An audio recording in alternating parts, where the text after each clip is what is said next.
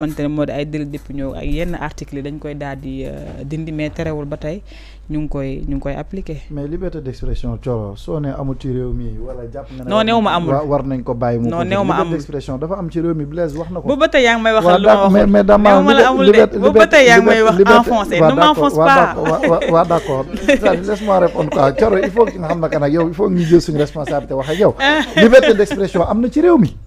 am na ci réew mi carrément xam gars yi ils ont assez développé sur ça yaakaar naa ne liberté d'expression vraiment am na ko am na ko te ñoom xam nañ ne ñu ngi leen di bàyyi ñu wax lépp lu ñu bëgg a wax mais ñoom dañoo am leen benn modèle bu ñuy copier boo xam ne mënuñu ko wala ici prennent très mal dañoo jàpp ne Pastef bi mu nekkee sur dans l'opposition ni mu doon waxee woon ñoom loolu lañ bëgg reconduire jusque ñoom teguñ ko ci xam-xam ci yow tu peux concevoir luñ atte avant élection Rabat Adere Mame Mbaye Niang dossier Adji Sarr on peut penser que en 2025 war na def l'objet intervenir dans une émission ba nga ciy wax ba wax ci lu ëpp wax ci lu tegginawul bañ la ci mën a woo lu jàll ba pare lu jàll ba pare déjà classé mais la xam naa wax naa ascension sa waaye ne ma du ascension du émergent mais chroniqueurs yi nga xam ne chaque jour ñu jox la temps d'antenne nga bëgg a toog nekk ci di wax lu la neex loolu du liberté d'expression loolu du liberté d'expression nit ñu dellu ci seen xel ñoom ñëpp kaso ñaanaluñ ko kenn mais dëkk bi tam dafa am yoon gars yi ay kilifa lañ ay responsables lañ et ils vont prendre toutes leurs responsabilités pour exercer ce pouvoir comme il se doit képp koo xam ne da ngay toog di wax am na ay chroniqueurs ay journalistes ils ont des temps d'antenne on les écoute nga wax li nga xam ne mooy xam-xam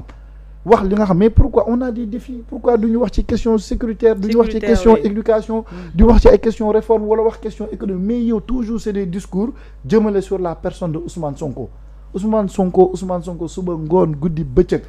gis nga bu defee discours sax rapidement à la minute qui suit tu vois Thierno Bocoum sortir Facebook wax ak moom tu vois Thierno Alassane Sall génn wax ak moom pourquoi ça di bëgg ko def débat de personne mais ñooñu bëgg ñu dee politiquement peut-être moo tax ñuy langaamu ci Ousmane Sonko mais dans le droit politique voilà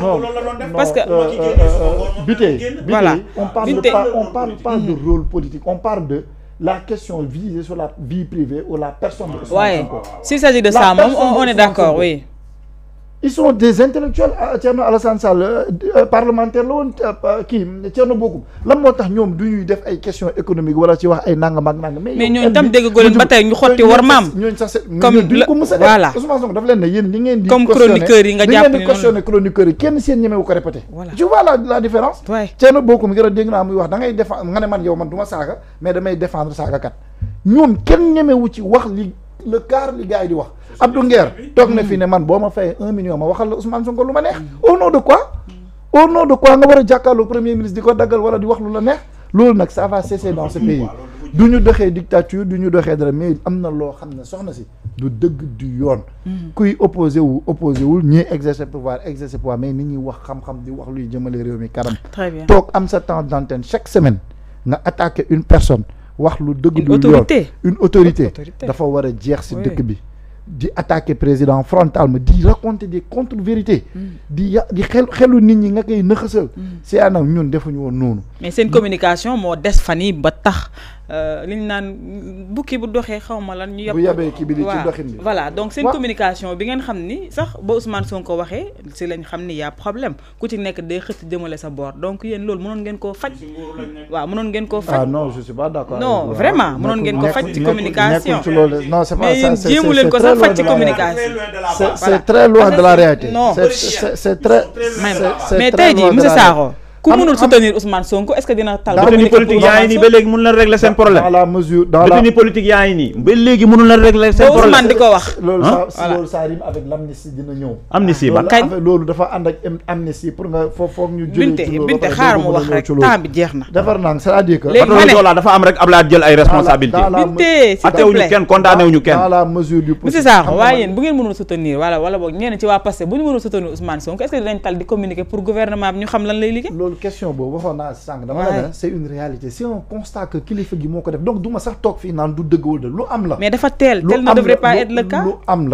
am la et peut-être lu ñuy corriger la parce que li mu wax ni waxu ko rek pour mu sànnee ko ci air bi dañ ciy jël jàngat ñu ñëpp et nous en interne si on discute on sait qu'on a des choses à améliorer. remaniement bés bu amee ñu bëri dinañ dem de. on a des choses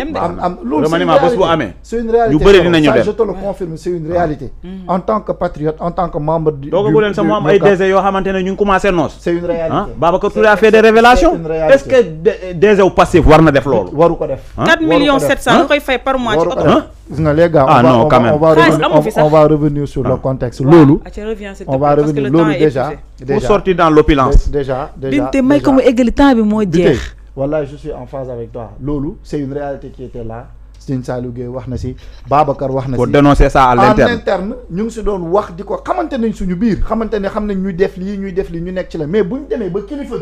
kilifa parti bi jiite ko nga xam ne moo leen fa teg ñoo leen fa teg mu génnee waxal ko boppam yaakaar naa amatul lu ñu nëbb si loolu c'est un constat réel qui est là. Maintenant il y a le constat qui est là mais il y a les leçons à tirer ñan ñoo ko war a tirer mooy en interne les DG les ministres et tout ça ku ne xam nga boo wéetee sa bopp li ngay def ak li nga dul def moo tax sànq ma lancer un message boo xam ne le message il est en interne on va se comprendre on va discuter entre nous. Très bien kilifa gi changement yi mu war a def ak fi mu war a taper sur la table pour loolu am changement dina am bu ku ko def nekkoo ci yoon waroo ko def dañ laa teg pour nga liggéey am ay résultats ni ñu génn ci isolement bi ñu nekk génn ci inaccessibilité bi ñu nekk jël le responsabilité seen zone de confort doxal te jéem a am des résultats loolu la ñuy xaar si ñoom Ousmane Sonko boo ko xoolee xam ne am na lu ko métti te wax na ko kalan yi ñu bàyyi ko opulence bi ñu nekkee ak bourgeoisie ñu génn si loolu mooy loo xam ne en interne dinañ ko changer te wax nañu ko devant tous les Sénégalais respecté boo yu leen fal ak boo yu leen xeexal loolu yëpp c'est une réalité wax na ko devant tous les boo yaay fii kenn toppatoo leen non loolu dafa ànd ak jikko sénégalais booy bu ñu opposé woo ñooy nekk seen opposant yi te booy ak ñoo jàmbaare ñu ngi toog nekk seen ruq di continuer seen liggéey di vulgariser pett nañ seen liggéey depuis boobu ba tey ñoom ñëpp ñoo la gën a xam ne am na si ñoo xam ne si ñoom nañu génn ci liñ ne les DG de Pastef nañu génn ci liñ ne ñu revenir man loolu musuma toog di ko wax mais bu ko kilifa gi demee ba wax mooy c'est un constat ñu jàll on va en tirer toutes les leçons ñu avancer évoluer parce que on nous demande des résultats. waaw pour jeexal. voilà réforme yi si côté économique. dina ñëw c'est-à-dire que parce que dafa ne plan de redressement économique. ça va venir c'est-à-dire que moom il l'a annoncé mooy kilifa gi on y travaille. Il y a un plan de redressement qui va venir il va l'exposer aux Sénégalais et il demande là une forte mobilisation de tous les Sénégalais. Man foofu laay terminer par un message parce que chaque fois bu ñu amee possibilité ñëw ci yii c'est pas débat yi neex na et tout ça mais il faut tout le temps ñuy revenir à l'essentiel. nañu gëm le duo Ousmane Sonko et Diomaye Faye ñu xam ne ils travaillent d'arrache-pied pour sortir le Sénégal de cette situation seen rencontre yu ñuy def ils vendent le Sénégal à l'extérieur sans complexe ils vont négocier des financements les finances publiques xaw na difficile. mais Invest in Sénégal bi jàpp nga ne dina am impact. c'est bien sûr ça va venir en octobre. Oui, Inch'Allah c'est prévu en octobre. Oui. On va capter le maximum d'investisseurs avec le secteur privé. Tout à fait. Ils vont venir et maintenant on va leur exposer la vision. Oui. On va parler du Sénégal et de ses atouts. On a beaucoup de ressources naturelles le pétrole le gaz le phosphate zircon bi ñu ngi programme boo xam ne bu ñu ñëwee Inch'Allah ñoom les investisseurs comme c'est une nouvelle situation qui est là. te ñoom dañuy déglu les agents la FMI ak Banque mondiale yooyu ñoom dañ leen déglu état yi balaa ñoo def seen avancement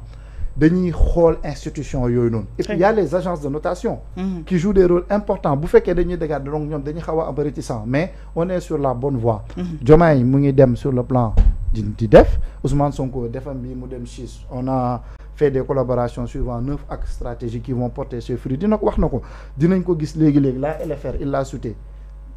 loi de finances rectificative yooyu yëpp c'est un condensé boo xam ne buñ ko booleeg le plan de redressement qui va venir il y aura forcément des retombées et là c'est là où on appelle les Sénégalais à la mobilisation derrière leur gouvernement derrière le parti et derrière le président de la République. dund bi nag seer na. ça va venir en même temps aussi fan yi dëkk bi gis ngeen ni mu salté depuis ba président Diomaye arrêté setal suñu réew ba tey. waaw gisaataguñu beneen mbir bu mu teg ci kaw kii c'est des initiatives yoo xam ne commencé woon nañ ko. mu amoon ay résultats probants. mu ne nañ xoolaat cadre bi réorganiser waat ko va venir. et c'est le cas aussi de yaa ngi gis li Sonaged di liggéey. par rapport ak tabaski bi. xam nga yooyu yëpp da nga xam ne maanaam nit ñi ñu ngi liggéey di am ay résultats ndànk-ndànk mais dëkk dañ koy tabax étape par étape. On a juste besoin de la mobilisation des Sénégalais. ñu ànd ak projet bi accompagner ko gëm ku nekk